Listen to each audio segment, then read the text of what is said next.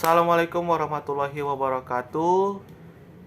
Kembali lagi bersama saya Ren Fadila dan juga teman saya yaitu Laurentina. Dan di video pembelajaran kali ini kita akan menggunakan suatu aplikasi yang bernama Camtasia Studio. Camtasia Studio ini seperti yang kalian lihat adalah suatu aplikasi mengedit video dan juga merekam layar video, teman-teman.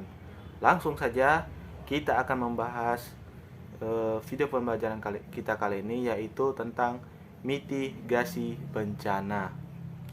Kalian udah pasti tahu kan bencana ya, bencana alam, bencana non alam ya teman-teman. Tetapi kita akan membahas yaitu definisi dari bencana. Seperti kalian lihat di sebelah teman-teman ya. Bencana adalah peristiwa atau rangkaian peristiwa yang mengancam dan mengganggu kehidupan dan penghidupan masyarakat disebabkan baik oleh faktor alam ataupun faktor non-alam dan juga maupun faktor manusia, teman-teman. Sehingga mengakibatkan timbulnya korban jiwa manusia, kerusakan lingkungan, kerugian harta benda dan dampak psikologis. Jadi ada 3 faktor bencana, yang pertama alam, non alam, dan juga faktor dari manusia itu sendiri, teman-teman. Faktor alam ya seperti yang kalian tahu, seperti gempa bumi, terus ada tsunami, puting beliung, longsor, dan berbagai macam ya teman-teman. Dan juga ada banjir tentunya. Ada lagi yang namanya faktor non alam, seperti yang kalian tahu dan kita berada sekarang bencana non alam, yaitu bencana COVID-19 yang bukan alam tetapi makhluk hidup, namun yang kecil bahkan tidak nampak oleh kita, teman-teman. Yang ketiga adalah faktor manusia. Manusia sendiri yang melakukan bencana tersebut. Seperti apa? Seperti pembangunan lahan, dan juga itu kan pembangunan lahan itu bisa menggunakan api ataupun bulldozer untuk menghancurkan hutan-hutan, teman-teman. Dan itulah dampaknya nanti di kemudian hari, teman-teman. Ya, seperti nanti tanah longsor dan juga kebakaran hutan yang bisa merusak habitat hewan dan juga bisa berdampak langsung kepada penghuni manusia itu sendiri yang ada di sana, teman-teman. Selanjutnya kita akan membahas yaitu di video selanjutnya, teman-teman. Oke. Ya, teman-teman, kali ini kita akan membahas yaitu siklus bencana. Ya, seperti yang kalian tahu, bencana itu kita tidak tahu kapan dan di mana itu terjadi, tetapi kita dapat memprediksinya, teman-teman ya. Karena dalam segi apapun memang bencana itu di tangan yang Maha Kuasa Allah Subhanahu wa taala, teman-teman. Jadi kita dapat memprediksi dan juga minimalisir adanya korban jiwa, karena semua ini, teman-teman, tidak dapat terjadi tanpa ada campur tangan dari Yang Maha Kuasa.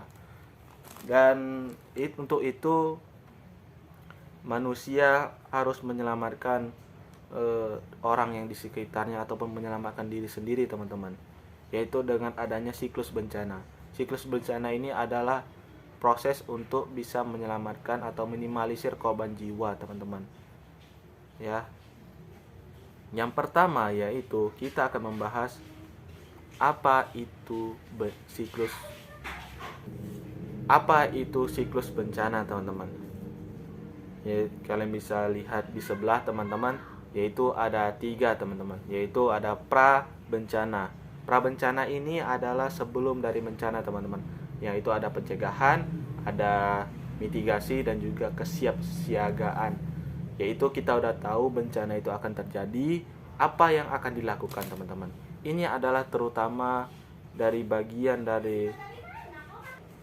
dari lembaga pemerintah, yaitu seperti BMKG, LAPAN, dan juga BNPB, teman-teman. Selanjutnya kita akan bahas yaitu pada saat bencana. Pada saat bencana ini terkait dengan proses evakuasi dan juga proses namanya juga pemenuhan kebutuhan, perlindungan, manajemen, dan juga pengungsi, teman-teman. Jadi inilah bencana itu terjadi, dan lembaga pemerintah yang memegang kendali bagaimana proses bencana itu harus diminimalisir korban jiwa ya teman-teman. Ya, kalian bisa lihat dari sebelah teman-teman ya, yaitu pada saat bencana. Yang ketiga yaitu adalah pasca bencana teman-teman. Pasca bencana ini perlunya ada proses rehabilitasi, terus ada tempat untuk pengungsi teman-teman, seperti dapur umum, terus ada tempat tenda pengungsi, obat-obatan, rumah sakit, dan juga para medis yang ada di sana. Dan disitulah teman-teman bagaimana kita bisa minimalisir korban jiwa ataupun bisa nol korban jiwa dalam bencana tersebut. Dan itulah siklus bencana teman-teman. Siklus bencana ini adalah proses yang terstruktur untuk bisa minimalisir atau korban jiwa itu sendiri. Untuk lebih selengkapnya ada kawan saya Laurentina yang akan membahas mitigasi bencana yang lebih lengkap teman-teman.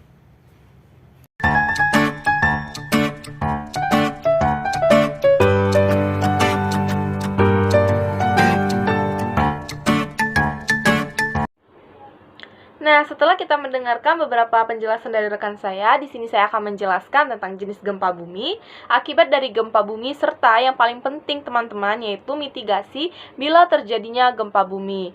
Nah, jenis gempa bumi ini terbagi menjadi 3, dan kita sudah pernah mendengar atau sudah sering dipelajari, yaitu gempa bumi tektonik, vulkanik, serta gempa bumi induksi. Gempa bumi tektonik adalah gempa bumi yang disebabkan oleh pergeseran lempeng tektonik. Gempa bumi vulkanik itu gempa vulkanik, gempa bumi yang disebabkan oleh aktivitas gunung berapi, sedangkan yang terakhir gempa bumi induksi. Nah, gempa bumi induksi ini gempa bumi yang disebabkan oleh aktivitas manusia. Contohnya itu seperti bom atau nuklir. Nah, gempa bumi induksi ini bisa dikatakan sebagai gempa bumi buatan karena ini tuh dilakukan oleh manusia. Kemudian akibat dari gempa bumi itu. Nah, akibat yang oleh gempa bumi itu, kita merasakan kehilangan harta benda serta hilangnya korban jiwa yang cukup banyak. Kehilangan material serta sarana dan prasarana. Contohnya itu seperti kerusakan jembatan dan jalan yang terputus, serta kerugian-kerugian lainnya seperti kemiskinan, wabah penyakit, serta kita juga bisa mengalami kelaparan. Jadi yang saya akan jelaskan, sebelum terjadinya gempa bumi, tindakan apa saja yang harus kita lakukan. Yang pertama, kita harus bisa mengenali daerah tempat tinggal kita. Jadi kita harus bisa tahu apakah kira-kira daerah ini rawan atau aman untuk kita tinggali. Yang kedua, bila kita memasuki suatu gedung, kita harus bisa mengetahui di mana tempat atau pintu daruratnya. Dan yang ketiga, kita juga harus bisa memperhatikan daerah-daerah sekitar kita di mana tempat-tempat yang bahaya apabila terjadinya gempa bumi. Dan yang paling penting, kita harus memiliki nomor-nomor penting apabila gempa bumi itu terjadi. Jadi kita tuh bisa menghubungi dan kita bisa melaporkan apabila terjadi sesuatu saat di posisi kita ini. Nah, kemudian masuk ke saat terjadinya gempa bumi. Kira-kira apabila gempa bumi ini terjadi, apa yang harus teman-teman lakukan? Apakah teman-teman harus tahu bagaimana? Nah, yang pertama itu kita jangan panik. Karena apabila kita panik, kita otomatis yang di pikiran kita itu bakal buyar, teman-teman. Kita nggak akan tahu apa yang harus kita lakukan apabila kita panik. Makanya itu kita diminta untuk jangan panik. Nah, yang kedua, apabila kita terjebak di dalam rumah, usahakan kita untuk segera keluar dari rumah. Kemudian bersembunyi di bawah kolong meja apabila tidak memungkinkan kita untuk lari. Dan yang ketiga, apabila kita berada di dalam suatu gedung, kita harus segera lari menggunakan pintu darurat, jangan gunakan lift. Dan paling penting, lindungi juga kepala kita agar tidak terkena reruntuhan.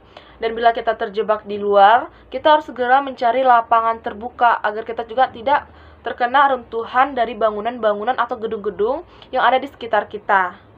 Nah, yang ketiga, sini saya akan menjelaskan setelah terjadinya gempa bumi. Setelah terjadinya gempa bumi, kita harus segera meriksa keadaan kita, apakah ada luka atau tidak. Yang kedua, kita meriksa keadaan sekitar. Kira-kira sudah aman atau belum. Dan apabila kita masih terjebak di dalam suatu gedung, usahakan untuk cepat-cepat keluar agar tidak terjadi gempa bumi susulan. Nah, yang 4. Setelah kira-kiranya aman, kita bisa mengecek keadaan sekitar apakah ada korban jiwa atau tidak. Yang kelima, jangan pernah lupa untuk menghubungi atau mendengarkan informasi-informasi penting dari nomor yang telah kita hubungi tadi. Jadi kita bisa mengetahui langkah-langkah apa saja yang harus kita lakukan. Seperti itu teman-teman. Jadi apabila terjadinya gempa bumi, kita sudah mengetahui apa yang harus kita perbuat agar bisa kita menghindari akibat dari gempa bumi tersebut. Nah, teman-teman, semoga dengan adanya penjelasan-penjelasan kami tadi bisa menjadi pelajaran buat kita agar kita bisa mengetahui mitigasi bila terjadinya suatu gempa bumi dan tindakan apa yang harus kita lakukan bila terjadinya gempa bumi. Kami harap cukup sekian video pembelajaran kami kali ini. Semoga bisa bermanfaat buat kami serta teman-teman semua. Dan kami mohon maaf apabila ada kesalahan kata atau penyebutan kalimat, karena di sini kita sama-sama belajar. Oke teman-teman, cukup sekian video kami kali ini. Sampai jumpa di video selanjutnya. Bye-bye.